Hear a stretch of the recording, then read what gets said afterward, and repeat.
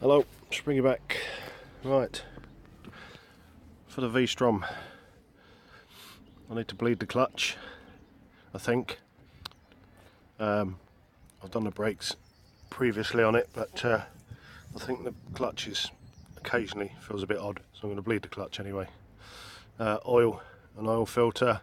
It's a year since I changed the oil and oil filter. I've only done I've done about 3,000 miles on it, but last year I did the oil filter, air filter, spark plugs, and had all that problems with the fuel filter in the tank. So as I've only changed them all 3,000 miles ago, I'm just going to do the oil and filter at the moment. I had a broken exhaust clamp, so I've got another stainless steel one. We'll go into that in a minute. And something I've been meaning to do, I keep looking at the chain, I keep adjusting the chain, and it's just getting longer and longer and longer and longer. Got a pair of JT sprockets and a DID chain, 525 VX, whatever, just a modern chain. So yes, it's needs a bit of love. So I'll be back. Right, I don't know how much of it I'm going to actually film because oil changes, clutch bleeding, putting chains on. There's good videos out there, Del Boy's Garage and many more. So I'll probably just I won't film it all. I don't know. See that my chain kit. You know, it's that long since I've used it, and the instructions aren't in it. I'm going to have to work it out.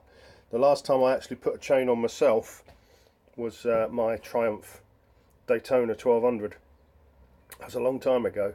Every other bike I've bought since, which is a lot of bikes, they've all had brand new chains and sprockets on every time I bought them, because I mostly buy them from the same person. There's been a few odd ones that I've bought around the country, but every single bike I've had, probably in 2012, 7 years, has had a new chain and sprockets on it. And the last one I did was in 2012 on my Triumph with this kit, and I'll have to work out how it goes. Anyway, you'll probably just get updates. I can't be bothered to film it all because, like I say, there's many good videos out there from decent people.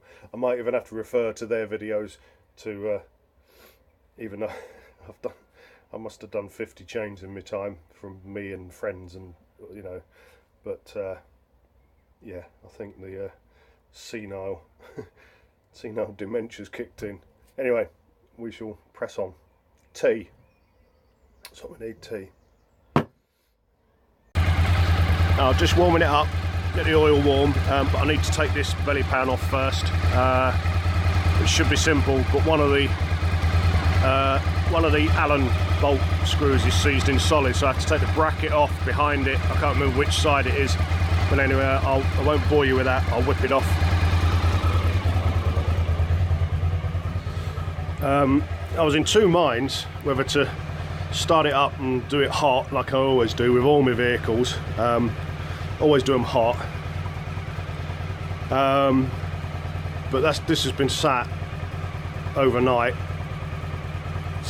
I literally just started up and pulled it in the garage yesterday, but it hadn't run for probably a week while I've been down in Norfolk. Excuse me. Anyway, so I was in two minds. I was really tempted to do it cold, because anyway, the debate about whether you do it, let it sit and go and cold, and anyway, I've started it up, I'm doing it hot so I can burn myself on the exhaust, so I can get more of these sort of nasty things on me. So onwards and outwards.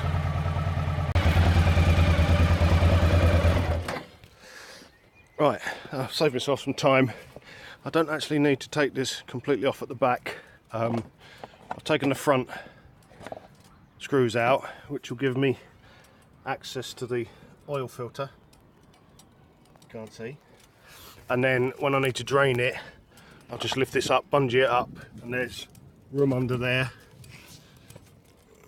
There's room under there to get the bolt, the sump plug. So That's just saved me taking this bracket off, or the other side, whichever side it was. One of them, I think it's that one. That one's stripped. I will change that one day. But what I did in the past was take that off, take the two bolts out. My head's mashed. Spent 4 hours driving back from Norfolk. It's 120 miles. It takes 4 hours. I think it averages about 30 mile an hour. I just wish I could have taken the bike down there, but when you've got to take a lawnmower and all your gardening equipment, a small fridge, some bedding, a pump-up lilo, some clothing, and basically the van was full, and a patio garden set, and oh man, there was just every bike in the world was out, just passing me, which is what bikes are for. So, oh well, next time I go down there, hopefully I'll just be able to take the bike and everything will be already there. So anyway, let's get on with this. I shall drop the oil, drop the oil and get the filter off. That was a good start. Right, 17 mil. Don't seem to be any metal on the magnet, which is good. Yeah, straight in the thing. Hit that, jumped straight out, went over there and all over my arm. Red hot, nice one. Whoops, nearly dropped the phone in the oil. I took off this third bolt and I've managed to ease this fairing to one side.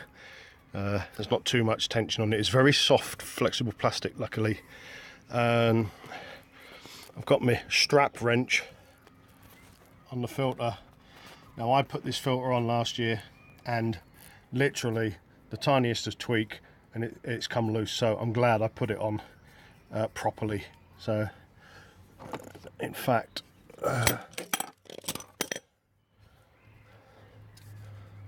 yeah, sorry my hand's in the way, you can't see what I'm doing, but it's let me give it a bit more. Worst filming. I said I weren't going to film this. You can just watch proper videos on motorcycle maintenance from the likes of Del Boy's Garage, Moto Mirius, everyone except me, all my mates out there. Alright, this is boring, isn't it? Paint dry. Okay, right, I need to pause, but I can't find the pause button. Alright, going to bleed the clutch, so I've put some rag over the old banger. Got a correctly fitting screwdriver. All I've done, I can't film this, no tripod. Oh, where's it gone?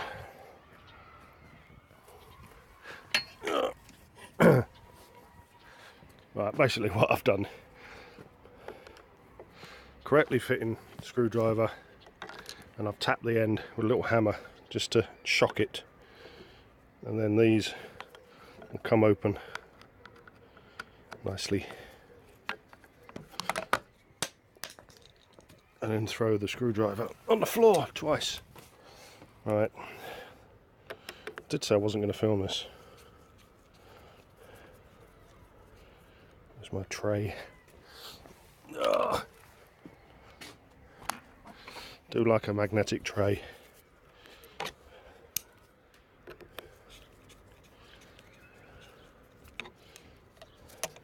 Really should set up the tripod or get a camera assistant. Okay, so that's the cap. Little grooves there to let the air in as the clutch fluid goes down. Couple of little specks, I'll clean that out. That's the plastic cover with a little air hole in the middle. Give that a gentle clean, doesn't look too bad. Rubber diaphragm.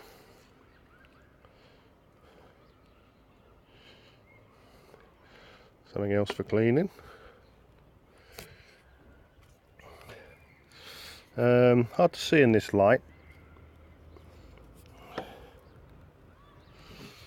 the handlebar up a bit, straighten it. It's not disastrous, but what I'm going to do is suck most of that old fluid out first with a syringe or something. No point putting all that through the system.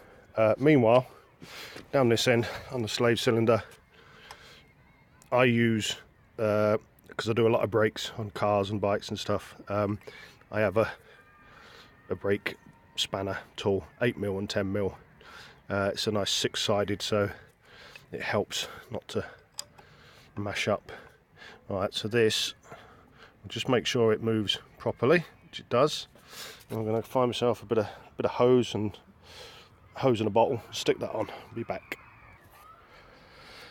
It would appear that my big syringe has gone, so this I'm going to have to get out with a little syringe, just get rid of all of that. And then meanwhile, all my brake hoses have gone rock solid, so the only thing that I had that would fit was this is a little one-way valve, and it's just hanging on with this clip, but you can use just a normal hose, just if you can get one that fits nicely on the fitting, unlike mine, which are all knackered and want throwing in a bin. Okay, fluid weren't too bad. There was a little bit of dirt in there, a very light dusting, so I've cleaned it out with my rag on the end of a screwdriver. There's a little tiny doohickey in here. I don't have a clue what it does, but it comes out if you're not careful, so I've just popped that back in. Just going to check in the Haynes manual, make sure I've put that. That's the only way it seems to go in. Don't know what it does, but it seems to only fit that way. And fluid wise, it's definitely due for a change, but it's not the worst I've seen. It's not black, probably can't pick it up in the light, but yeah, it's not disgusting, but I think I've had it a year. It obviously wasn't changed when I bought it, before I bought it, so it's due for it. So basically now, well, I'm just going to check the manual, make sure I've put that back in the right place. Put some fluid in there, and then we'll go through the bleeding action, or better still, just look up motorcycle clutch bleeding on YouTube, and Del Boy's video comes straight up, and just watch that because it's much better. I've just looked at it just to make sure I'm doing it properly, even though I've done it on every bike I've ever owned. Okay, I've topped the master cylinder right up, or reservoir I should say, and now the process is to put pressure on the lever, then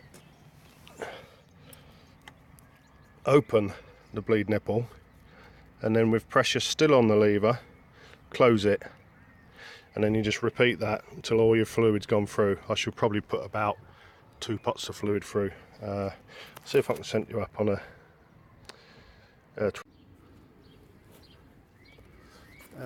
just trying to set it up so you can see, but the tripod's in the house somewhere.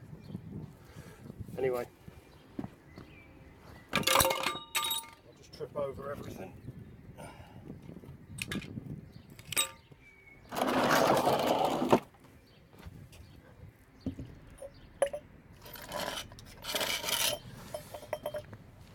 So, pressure on the lever, pull the lever in,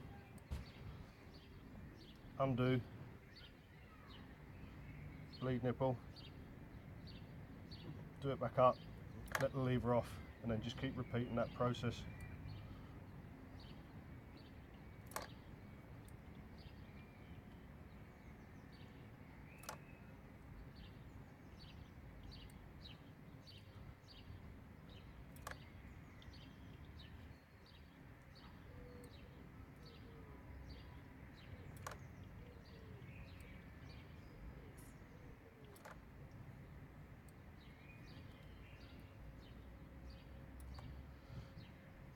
you get the picture, I need to sort out my hose. I don't think it's on tight.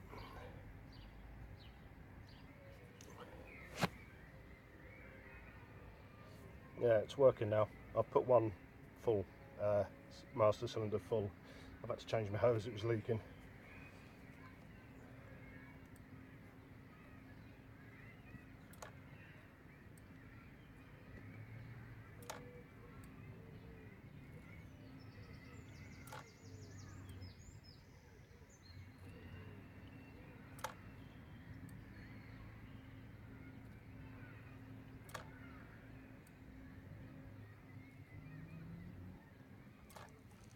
Anyway, you get the idea. I'm going to do 3 times round of that.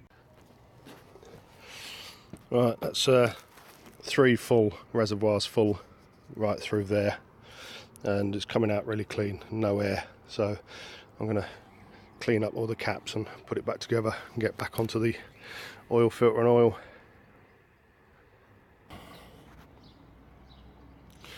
Alright, I've put it all back together. I'll put a little bit of, tiny bit of copper ease on the threads of those screws and just put them down till they bite. It will seal, you don't have to crank on them. Just going to go and make a cup of tea. That lot I need to go right through. That's an easy bleed kit where you use vacuum, so you pressurize the container and it goes through the system for cars and all that. But the whole lot, all the hoses have just gone rotten, so I'm going to have to go through all of that and get rid of most of it.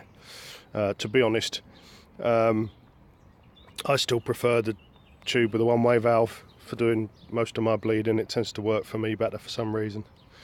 So yeah, I'll get a cuppa, tidy up a bit, and then get back on the oil. That's probably completely drained now. Right, well, this sump plug washer, which I didn't change last time, I've just annihilated that to get it off. I've got quite a collection of sump plugs and washers, and I'm either going to go with an aluminium crush one or a copper crush one with a bit of blue Hylomar, whatever you want to call it. Anyway, blue universal jointing compound around the thread, as per what Del Boy does, and I've got a fair bit of it. Enough said, I can get hold of this stuff. Oh, I'm dropping everything on the floor now. Right, so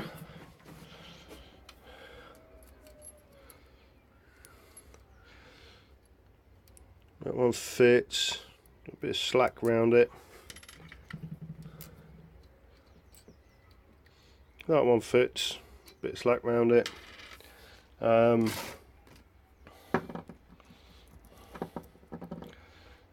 one here with a rubber O-ring in the centre. Wonder what that's off. That fits. Anyway, I think they're all much the same. That'll do.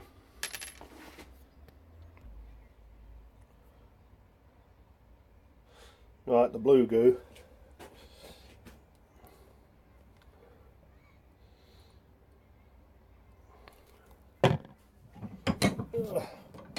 Hope you can see this.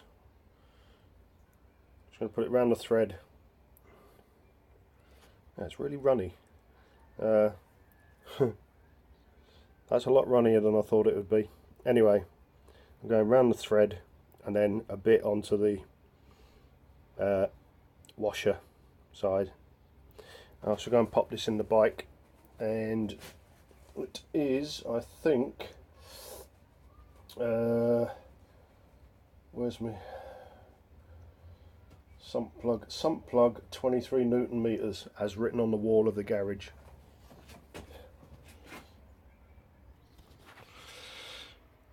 Right, I'm actually going to use my 1/4 inch drive torque wrench. It goes from, I think, 4 to, where's it go? 5 to 25 Newton meters. My 3/8 drive goes, that's foot pounds, 19 to 110. My 1/2 inch goes whatever, up to 300 Newton meters, 190 to 300 or something like that, 70. So I'm actually going to use this one, and I've got a little 1/4 to 3/8 adapter, and as it's only 23 Newton meters, I'm hoping that's not going to snap. So let's see. Okay. Oh, it's so hard to film this. Okay, I'm just cleaning off the dribbles. That blue's gone quite tacky in the 3 or 4 minutes I've been chatting with you. Plop that in by hand, and now I need to find the 17mm socket that I've lost. Right, found my socket quite handily. There is a 23 on this one, so let's give it a go. And if you can see,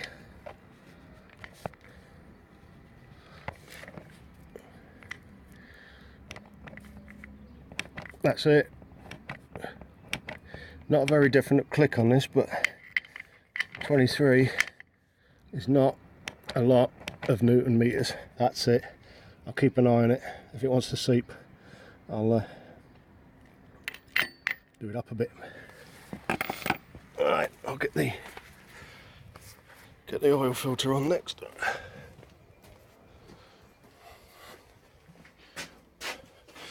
Put the camera back on charge, phone back on charge. Okay, oil filter. This one comes pre-lubed. It's got some nice oily stuff around it. I'll probably give it a bit more. And yeah, this oil filter sits horizontally, so pre-charging it is going to be quite a challenge. If they sit vertically, you can fill it up with oil, put it on so it's pre-charged, so you're not pumping fresh air around when you first start it. But when they sit horizontally, it's a bit difficult. But what I'm going to do is I picked up a tip from, was it Del Boy's Garage? I think it was Del Boy's Garage. Anyway, I picked up a tip from someone on a recent video on YouTube. You can fill it and sort of charge it a bit until it's not spilling. It's sort of just like a quarter full, so it's not spilling out. I'm sure it was Del Boy. Del Boy, I apologise if it was you the other day. Can't remember what bike you were doing.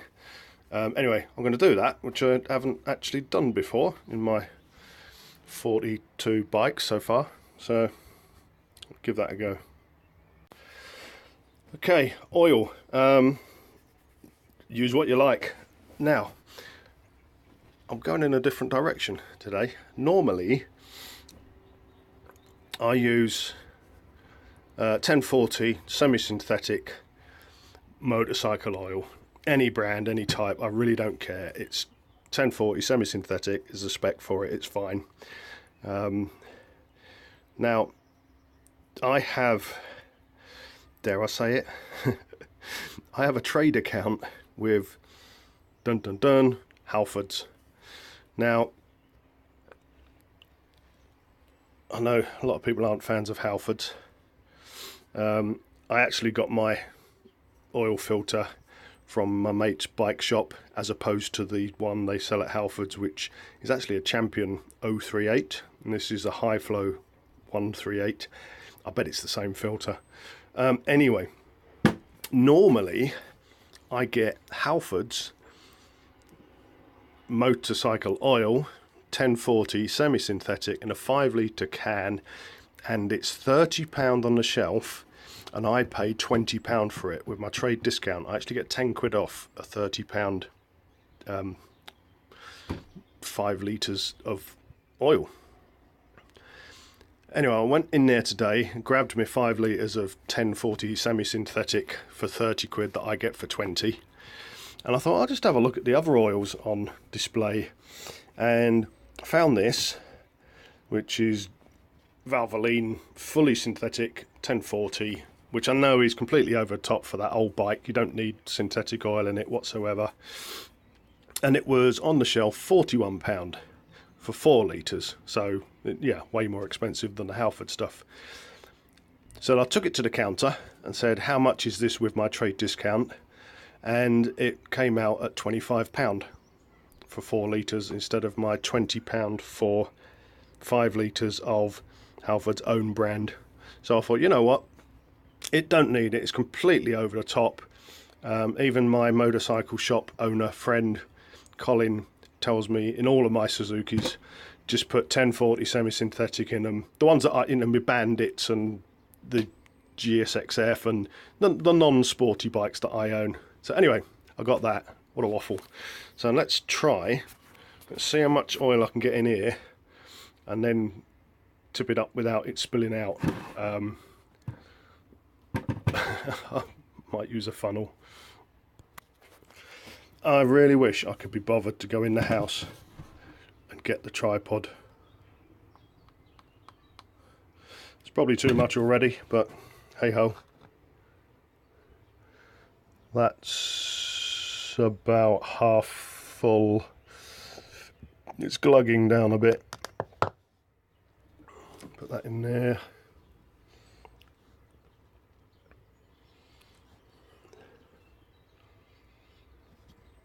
Yeah, that's going to spill out. Never mind. Just give that a bit of a lube up on the edge. It might soak in. Actually, it's glugging down a bit more. Now I do the lubricate the O-ring so it spins onto the metal face of the engine casing. I don't take the O-ring out and lube the other side so both sides spin. It's just something I've never done. I tend to find when I take them out I have a real struggle getting them back in. That's just me, and I'm sure it's fine to take the whole thing out and do it, but it's just the way I do my one. So let's bang that on the engine and let this battery charge a bit. I'll come back once I've put this on just to seat it, and then about quarter to half a turn. So I'm going to put this on, put the fairing back on, and then we'll put some oil in. But my phone's run out of battery, so I'm going to stop for now. All right. I can't show you much because I'm tethered to the... I've just connected my battery cable to my phone. So, and I don't know how the zoom works on the phone. So, you'll have to take my word for it. All I'm going to do, clean off the face. The oil filter goes on the engine. This has been about probably an hour and a half now. I've been faffing around, so I reckon it's well and truly drained. That oil actually disappeared completely, soaked in. I could put some more in now, but I'm not going to. So let's spin that on carefully till it seats, which it has. That's just touching. Then I'm just going to do it up by hand, as tight as I can do it by hand, and that's all it ever needs. Whether that's quarter of a turn, half a turn, a turn and a half, whatever, it's just what I can do by hand.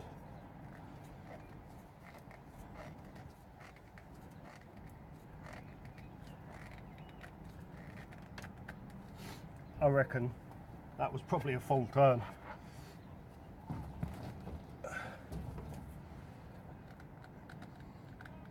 Yeah, that's well tight enough, plenty. Right, I'll put the fairing back on, and then we're going to start putting oil in it.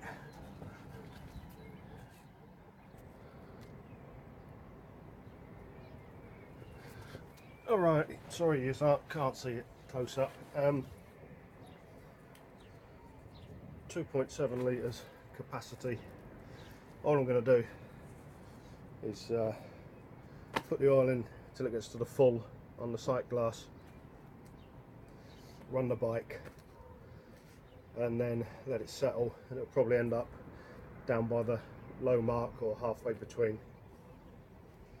And I like to have it, I'll grab the camera in a second, I like to have it cold halfway between the lower and the full mark, so that when it's hot it sort of just comes up and expands and touches the full mark. Just the way I like it. A lot of people like to go right to the full mark, I don't. Okay, well, I've put in 2.5 litres, and on the old spyglass it's there. So I'm going to run the bike for 30 seconds and let it settle, and then I shall top it up till it comes back to about that position. That's just where I like it. Of course I can't start the bike one-handed because I have to pull a clutch in.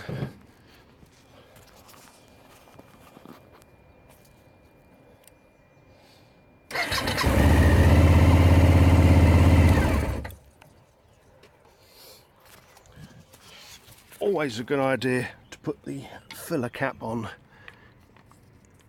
before you start the bike. I thought, oh, it's puffing smoke. Right, we'll try that again, shall we?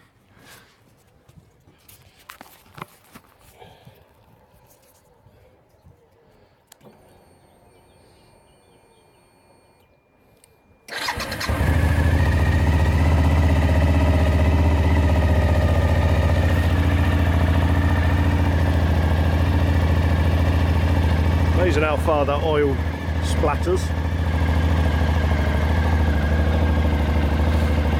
Clean.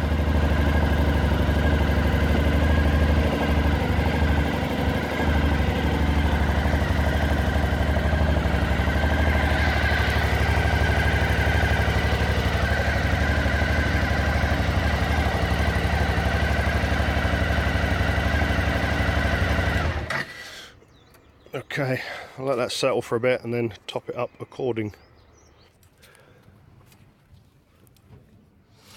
Right, I've topped it up again.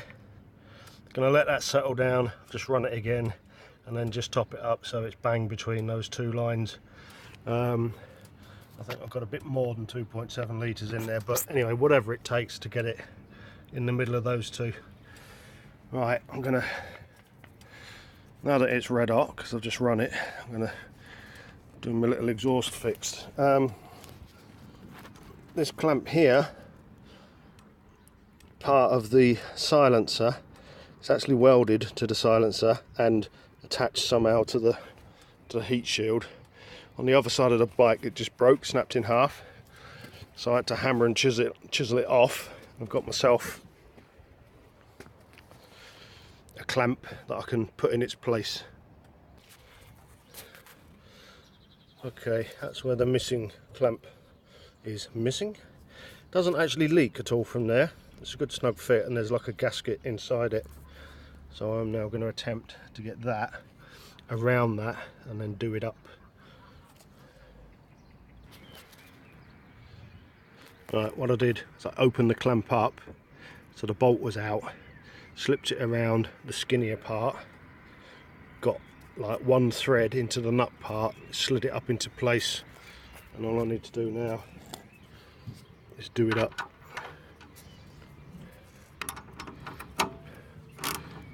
I think it's in the right place.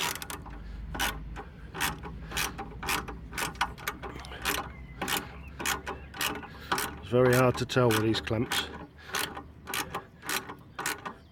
They do. I'm actually going to move that because the thread's coming out near the swing arm. Right, that's done. So next stop is going to be chain. It's fully worn out, it's right at the end of the adjustment. Surprise, surprise, I'm going to have to take off this slave cylinder I've just bled to get in to the front sprocket, but it's a closed system so it shouldn't affect it. I've brought the bike in the garage, 2 reasons.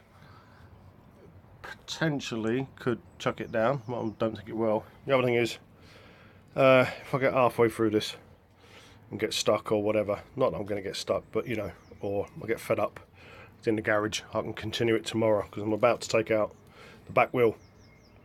So filming this is going to be strange because this garage is tiny, which is why I always like to do my work outside. I hate working in this small space. I suppose I could go back out there and do my stuff. If I decide I need to come back in, stick the back wheel in without the chain on, that would work. But anyway, see how it goes. Anyway, first thing I'm going to do, take the back wheel off.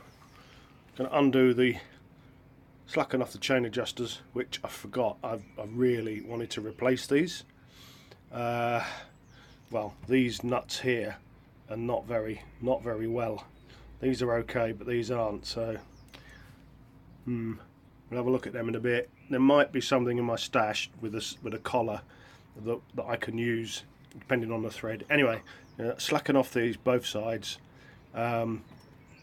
We have a big old nut. This nut upside down on the other axle, which is done up to 100 Newton meters. Can't remember what size it is. I've had it off before many times. Looks like a bit, I don't know, 24 or something. I'll let you know. And I'm going to take that out. I'm going to take the axle out. I think, oh bugger, I think I'm going to have to take the caliper off. I think the bike's going back outside, which is unfortunate because I'm tethered to the charging system. Decisions. 20 to 4. No, I'm going to struggle in here, he says. See what happens. Right, I'm going to take the back wheel out. You don't need to see all that. It's just taking the back wheel out.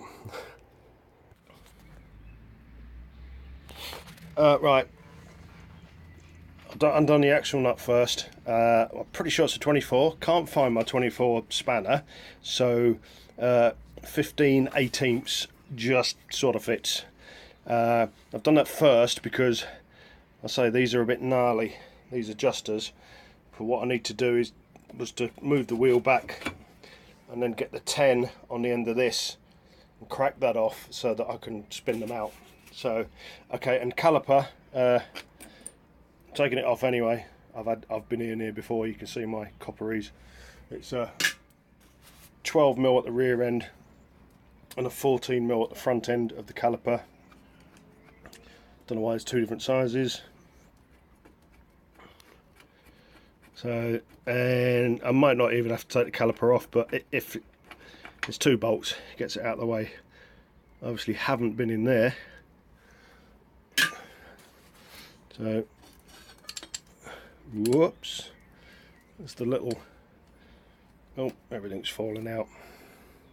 Anyway, the little rubber bit goes between there and the caliper, and that clip lives there. This is for my reference really. So put them bits in here. Right, caliper's dangling. Shouldn't be dangling, but it is. So right, I'm going to try and wind these back. Right, rear wheel's out. I've put everything back on the rear wheel, all the spacers and all the fittings in the order they came off, just so I don't forget. I'm going to put the axle back through here in a minute, but I need to get these adjusters out. Well, I don't need to get the adjusters out, but I need to get them unwound so I can push them back in for the least adjustment, and I'm struggling at the moment, so I'll be back. Right, what I've managed to do is get me, I've tried 2 or 3 different 12mm spanners, and I just had to find the one which was equally as knackered as the nut to get a tight bite on it, and then I just give it a little tap with the rubber mallet, and I've managed to get it free. But yeah, I need to have a serious look at this. Really, I need to change those nuts. So pull this all the way out, and then I'm going to take out the one off the other side. Yeah, it's just been chewed up. Just why people do stuff like that, I don't know. Right, let's try the other side.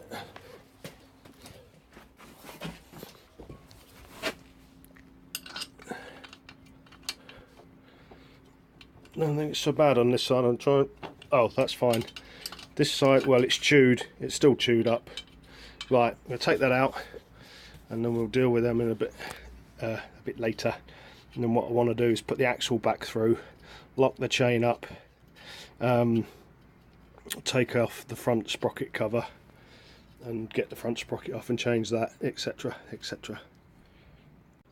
Well, somebody loves me. I was just going to take these knackered nuts off, put these in this little tray with some plus gas penetrating oil, and then I was going to have a look in all my stuff for some nuts. And there's 2 nuts in here. I haven't got a clue what they come off. What happens is I do all sorts of different projects, and then I'll end up with a tray full of just spare bits and pieces. Sometimes I just strip stuff down and throw it away, but keep the hardware. Now I've got 2 nuts here, grippy. I'm sure that won't hurt, and they're exactly the right pitch thread, and they've got a nice flanged head and everything on them. So that's what I'm using. This is where I'll go to fix something else in the future and find that I've got 2 nuts missing, but all 6 of my vehicles are running and riding and on the road, so these, if they came off a vehicle, they've been replaced. So I don't know. Anyway, bonus. Posh. Don't know if they're 12s, I think they're 13s, these ones, but whatever. Anyway, where was I? Front sprocket cover. I'm going to get into this mess in a minute. Righty, front sprocket cover. I can see 2 bolts there, 1 bolt hiding at the top in there. These 2 Allen heady things, or 2 of these for the slave. I'll pull the slave off first. I don't know if this stays in the cover or has to come out if that's one of the retainers. So I'm just going to pop this off first. Okay, that's out. That was just 2 Allen head long bolts through there, and it was pretty gnarly on the inside, and I'm going to have to clean this up. It's a bit festered before it goes in. They don't normally come out easy because they fester in. So what I do, let's just give a little gentle push on the lever, pull on the lever, and it pushes the piston out a bit against the actuator rod, and it'll crack it away from the casing, but very gently. So yeah, I'll have to clean all this up properly before it goes in, put some nice fresh grease in there where it touches the pin. Right, so I'm going to have a go at these, which these are 8s. I'm either going to use a small 8 in there on a 1/4 inch, or drop this foot peg, this lever and foot peg down. See how I get on. Right, they were just them 3, 2 bottom ones. The top one's got a little clip on it for some wiring. This one at the bottom that I was getting all this elaborate 1/4 inch gear out for, it wasn't even done up.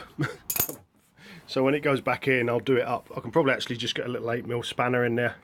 So it feels loose. There's something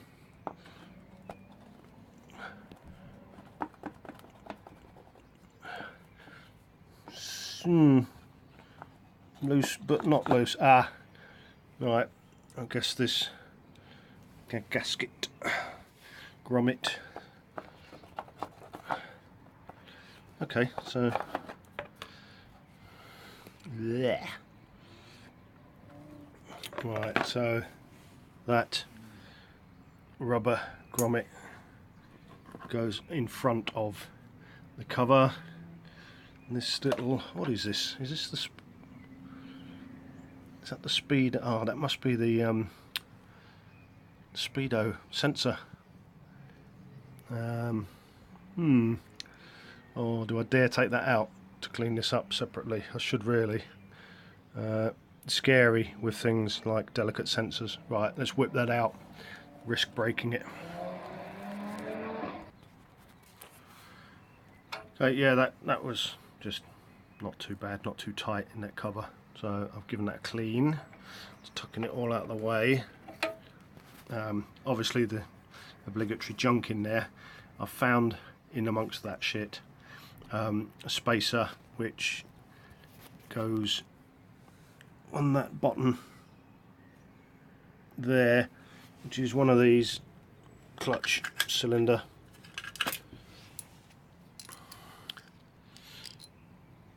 slave cylinder jobbies. Guessing that goes on there. I think that's what I'll work that out when it goes back in. Need some light. Where's my torch? The other torch. That's for the cover. That's for the cover. That's for the cover. That's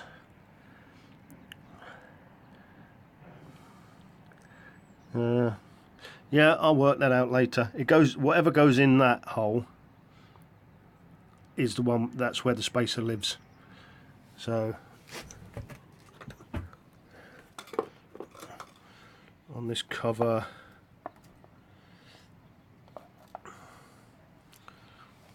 yeah, I think it's one of the slave cylinder jobbies. We'll see. What a mess. What a mess, what a mess, what a mess. And right, peculiar configuration.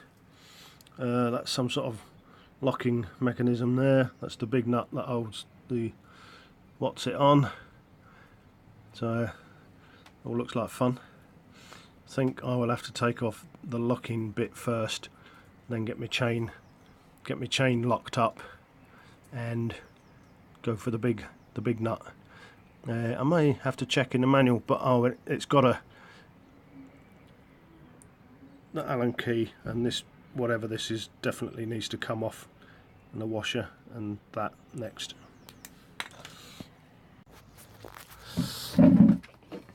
Right, I've put my axle just loosely back through the hole and I've run it through the chain. And what I want to do is trap the chain in it and show you at the same time. Yes! So just wrap the chain around it. I'll put it in and then show you.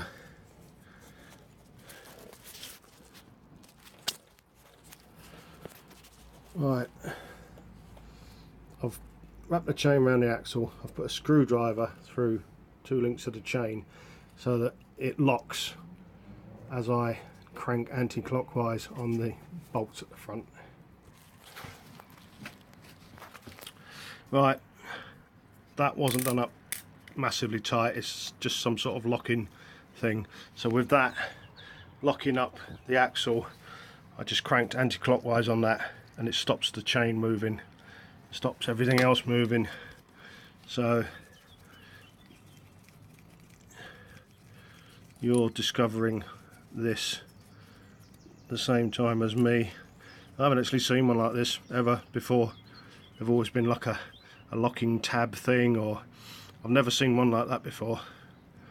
That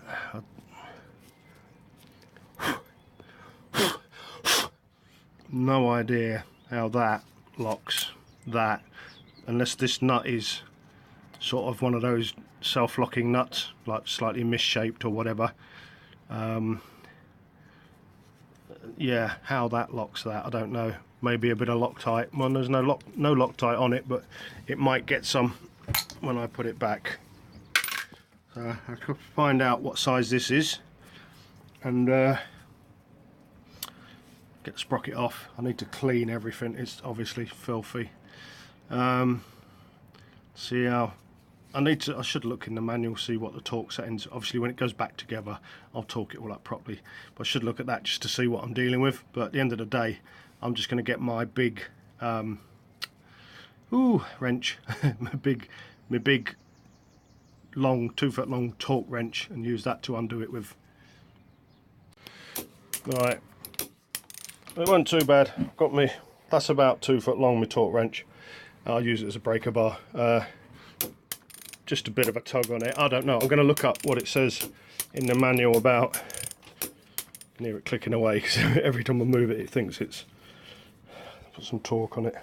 I'm going to guess there was about, I don't know, about 100 Newton meters on that, 80 to 100, I don't know. I'll look up, see what's supposed to be on it and see if that corresponds to what I thought.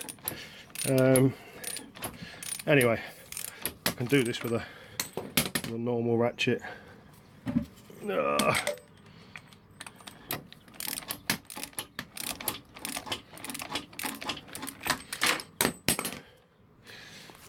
Yeah, definitely some sort of locking thing. I really should get my small ratchet out.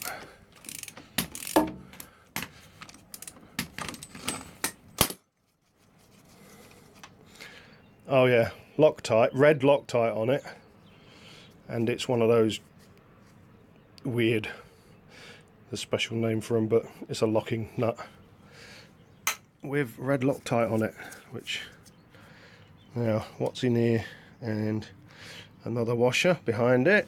Oh, let's put these things in order, put them all in order on there. Then sprocket should just pull off, which it will. I'm going to get rid of the chain next. I'm just going to stick a grinder straight through it, cut it in half.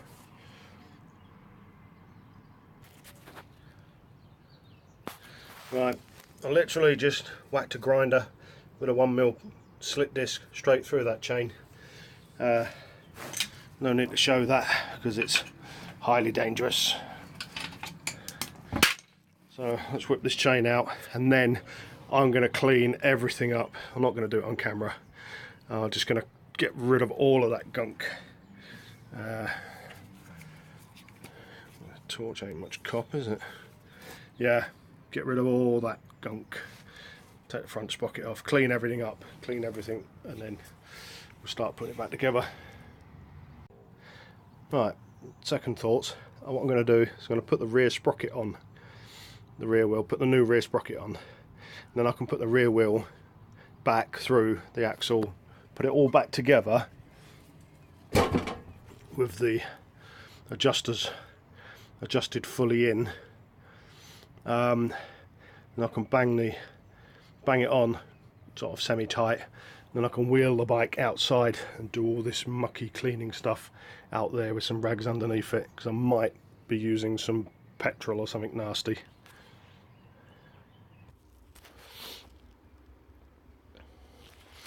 Okay, rear sprocket, 14s, crack them off. It's not a massive amount of torque on them. I will look up the spec.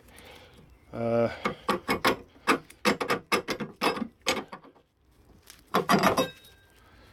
that's the old sprocket. I'm going to clean this up, check the amount of teeth against the new one.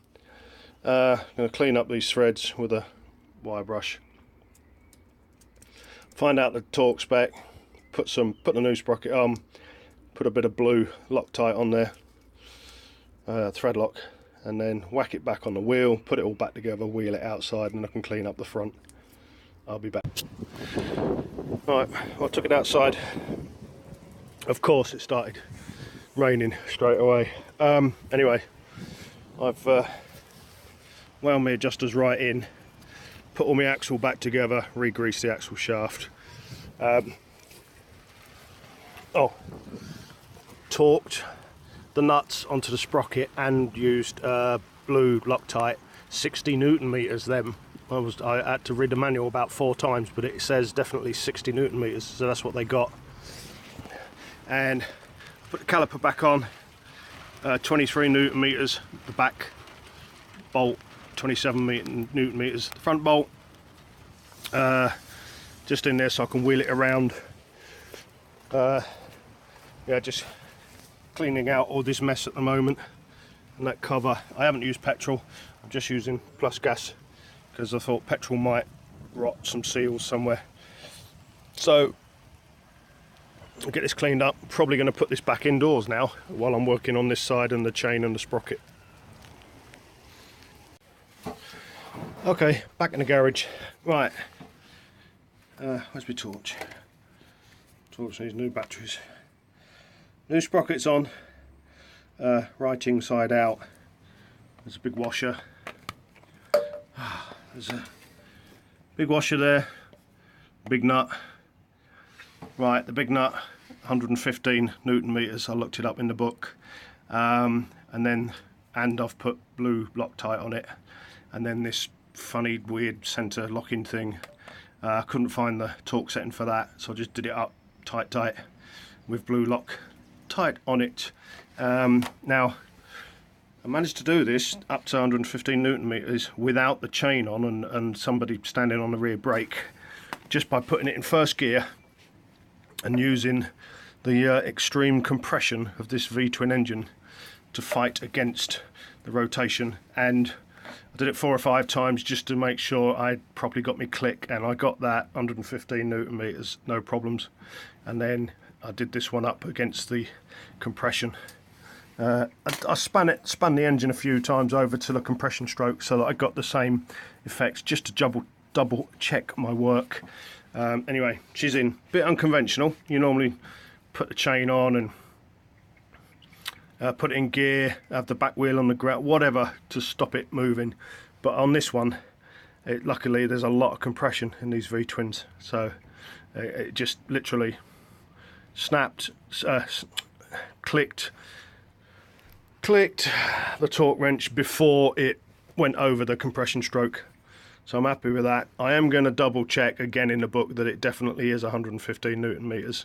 I know it is, but I'm going to check it anyway. Right, so the next job to do is to put the chain on and then make the link work with me kit of Wanda up there, and then obviously set the tension, chain tension. I'm not going to do that tonight because it's now 20 past 6. I thought it was 2 o'clock because my watch was wrong. I've been out here for probably 6 hours. I thought it was still 2 o'clock in the afternoon. So I'm going to pack up now. I need to get my head round my chain tool anyway. I had a quick look through it. I'm pretty sure I know how it works.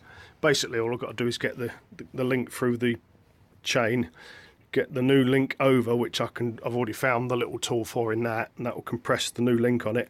It's just how the little peening, I'll show you tomorrow when I do it. There's loads of little heads just for peening over the head of the rivet to stop it coming out. I know what I want to do, I know how it works, I'm just not sure which of all of the little tiny tools in there does exactly that job. So I might kill this video now, which is going to be really long, and then do a separate video tomorrow of putting the chain on and doing the tension. And I cleaned up everything. I didn't clean it immaculate, but I've run out of that. I didn't want to get petrol all over it.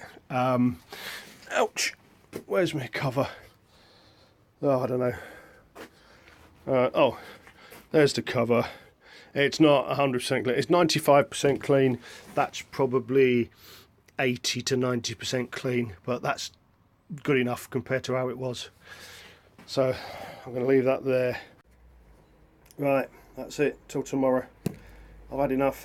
I'm struggling. It's fought me all the way, or I've fought me all the way. Normally do these things in my stride, but I don't know whether it's just since I was ill, my patience has gone out the window. My strength and my patience has gone out the window, and I'm just struggling, fighting with every little bit of this that I've done 1,000 times before in the past, so many times, and they've been so simple. and this has just seemed so hard for some weird reason. But having said that, all the bits are back, and I've done it all properly to my ability, or to my knowledge.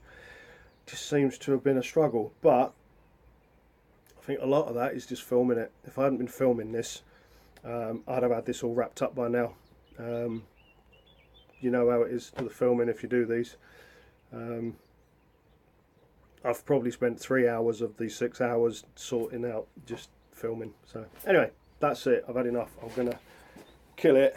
I don't know how long the video is going to be, and the one tomorrow is probably going to be a lot shorter because it's just putting the chain on, putting everything back together. But anyway, I'll see you tomorrow. Cheers, peace and love. I've been Springy. Bath, bed. I've had it.